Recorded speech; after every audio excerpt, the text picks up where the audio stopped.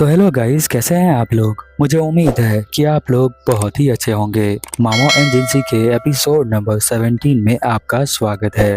Episode में आगे जाने से पहले आपसे एक छोटी सी रिक्वेस्ट है कि प्लीज़ मेरे चैनल को सब्सक्राइब करें एंड मुझे सपोर्ट करें। एंड अगर आपको ये वीडियो पसंद आती है तो हमेशा की तरह हमारा कमेंट का टारगेट होता है 40 कमेंट और 1K लाइक का।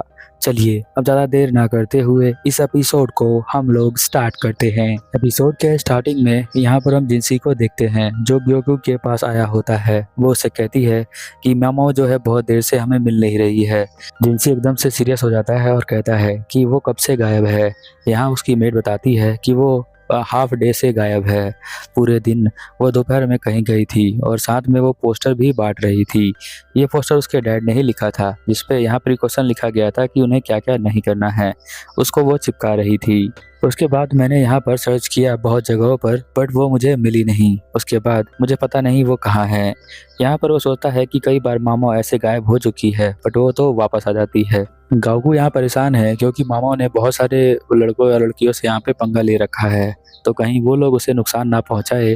बहुत सारे कोकाबानों से भी उसने पंगा लिया था, तो इसी बात से उसे डर लग रहा होता है कि कहीं मामो की कोई फाइट नहीं हो गई हो या फिर किसी ग्रुप ने उसके ऊपर हमला नहीं कर दिया हो। जिंसी कहता है मामा इतनी आसानी से हार मारने वाली तो नहीं लगती है, मुझे लगता है कोई बात है इसलिए वो यहाँ पर दिखाई नहीं दे रही।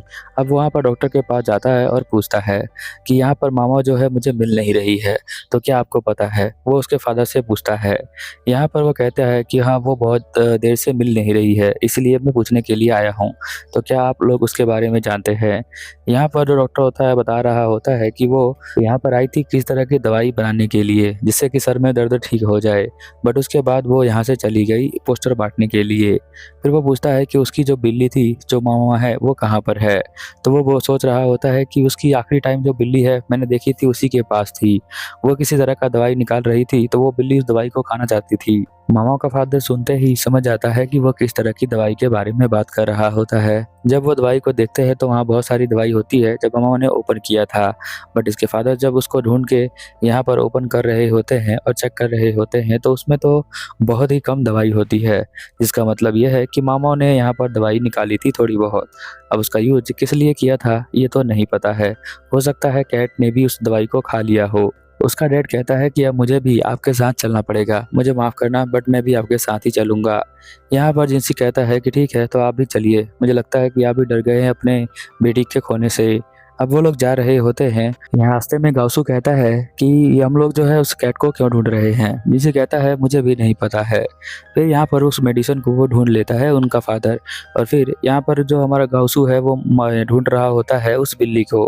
इधर हम देखते हैं कि एक गार्ड आता है और कहता है कि मैंने ढूंढ लिया है।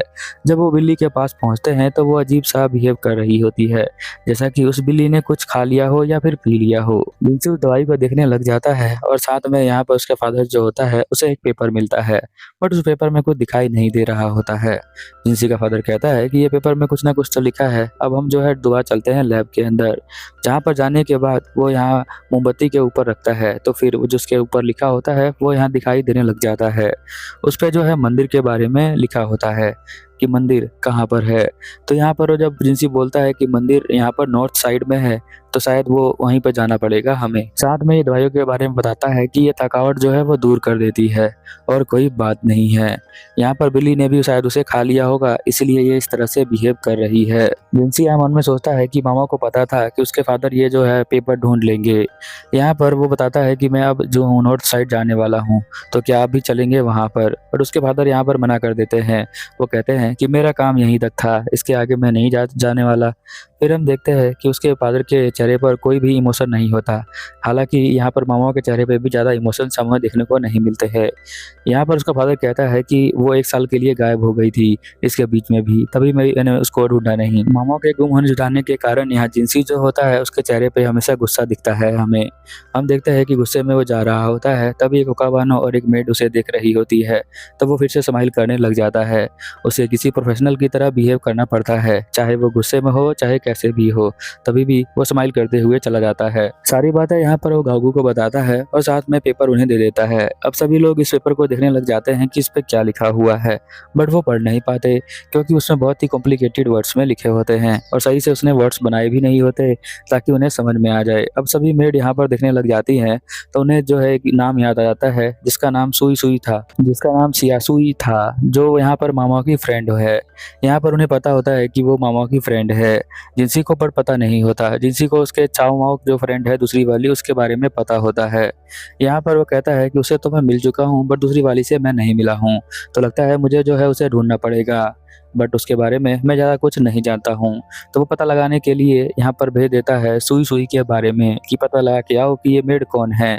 अब वो यहाँ पर बहुत ज़्यादा गुस्सा हो जाता है क्योंकि बहुत देर हो चुकी है और मामा से अभी तक मिल नहीं पाया है। सीन चेंज हो जाता है और रात का सीन देखते हैं हम लोग। हमें बोट का सीन दिखाया जाता है जहाँ बोट के अंदर मामा और उसकी दोस्त दोनों बंदे होते हैं।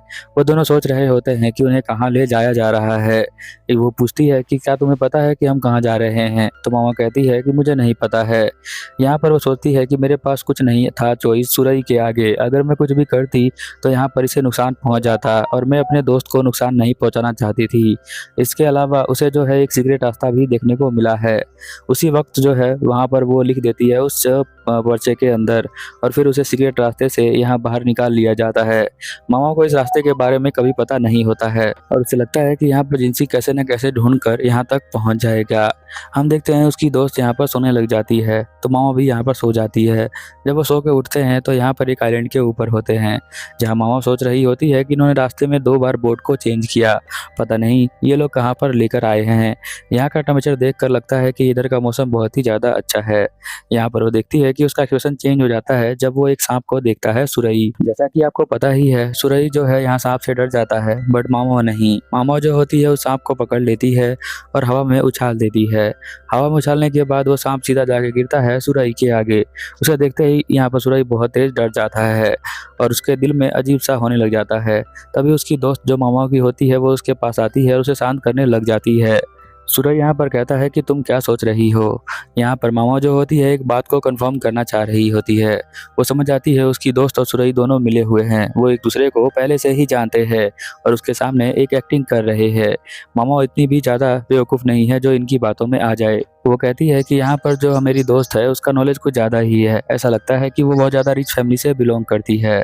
यहाँ पर वो कहता है कि तो इसमें शक करने वाली कौन सी बात है, सर्वेंट पढ़ नहीं सकती है क्या। वो कहती है पढ़ सकती है बट तुम दोनों का नाम भी बिल्कुल मैच करता है, एक ही कैरेक्टर उनमें से चेंज है। और इसके अलावा मैंने जो है कभी देखा नहीं था उस गेट को, तो तुमने उसे दिखा दिया मुझे। और यहाँ पर मैं जो बिल्ली को ढूंढ रही थी वो बिल्ली इसी की थी, तभी वो उसके पास आ गई और वो मुझे पकड़ के उसने दे दिया। मामा का शक सही निकलता है बट अब उसे समझ में नहीं आता कि ये जो है इन सबको किसने भेजा है इनके पास। वो सोचती है कि वो जो हो सकता है वो मिलिट्री मैन ने इनको जो है भेजा होगा, जो उसका फादर बोलता है। अब एक्चुअल में उसका फादर है या नहीं उसको नहीं पता है। मामा के हाथों को खोल दिया जाता है। मामा को समझ में आता है कि अब इन्हें लगता है कि मैं यहाँ से भाग नहीं सकती, इसलिए इन्होंने मेरे हाथों को खोल दिया है। यहाँ पर सुरई कहता है कि अब हम जो है पहुँच चुके हैं जहाँ पर हमें आना था। मामा देखती है कि वो एक तरह का जो है गाँव है जहाँ बहुत सारे लोग हैं और बहुत ही अच्छे अच्छे चीजें हैं। वहाँ पर एक झरना भी है जो कि गर्म पानी का है। मामा तभी देखकर चौंक जाती है कि एक फॉरेनर को, कि इस गांव में फॉरेनर भी आते हैं, पर उसके यहाँ पर सर पे एक ज्वेलरी होती है जिसको मून स्प्रिट थिंग बोलते हैं, जो कि ये सेम एक लड़की ने पहना था, 2 बहनों ने, जो यहाँ पर राजा को अप्रोच कर रही थी। पिछले कई एपिसोड में आपने देखा होगा उसे। तभी वो एक लड़के से टकरा जाती है। वो लड़का जो है एकदम से उसके बीच में आ जाता है क्योंकि वो छोटा होता है तो उसे देख नहीं पाती। यहाँ पर वो कहता है कि क्या तुम अंधी हो, क्या तुम देख नहीं पा रही हो। अब ये सुनकर मामा जो है मन ही मन सोचती है कि अगर ये वहाँ पर होता रियल प्लेस में तो मैं इसे अभी कूट देती, बट अभी के लिए वो उसे मारती नहीं है। बट वो यहाँ पर उसकी दोस्त का भाई ही होता है। वो सुरई को देखकर खुश हो जाता है और साथ में उसकी दोस्त को कहता है बहुत दिनों से आप दोनों से मैं मिला नहीं, मैं आपका वेट कर रहा था। मामा सोचती है कि ये दोनों लगता है कि बहुत ही ज़्यादा रिच फैमिली से बिलोंग करते हैं क्योंकि इनके पास नौकर भी है इनकी हेल्प करने के लिए। अब यहाँ पर उसकी दोस्त एकदम से खुश हो जाती है तो वो समझ जाती है कि वो अपने फैमिली के पास आ चुकी है, इसीलिए वो बहुत ज़्यादा खुश है। यहाँ पर उसके अलावा उनको सिक्योरिटी के लिए गार्ड्स भी होते हैं। तो वो उसे पूरा कंफर्म हो जाता है कि यहाँ पर कुछ ना कुछ तो चल रहा है। वो पूछने का ट्राई करती है बट कोई उसे बताता नहीं है। जब वो घर के अंदर जाती है तो यहाँ बहुत सारे इंग्रेडिएंट रखे होते हैं, जो कि छोटा लड़का कहता है कि इसे मैंने ही इकट्ठा करके लाया हूँ। तो उसकी बहन कहती है कि नहीं, तुम अकेले कैसे इकट्ठा कर सकते हो। तो वो मेड को भी थैंक यू कहता है इस काम के लिए। तो वो उसे फिर हक कर लेती है। ऐसा बोलने पर मामा सोचती है कि मुझे जो है रियल प्लेस से कितनी ज़्यादा दूर कितने दिनों के लिए रहना पड़ेगा। सीन चेंज हो जाता है और हम जिनसी को देखते हैं, जो गावसू यहाँ पर बता रहा होता है कि उस मंदिर के पास एक छुपा हुआ रास्ता है जो आज तक हमने देखा नहीं है।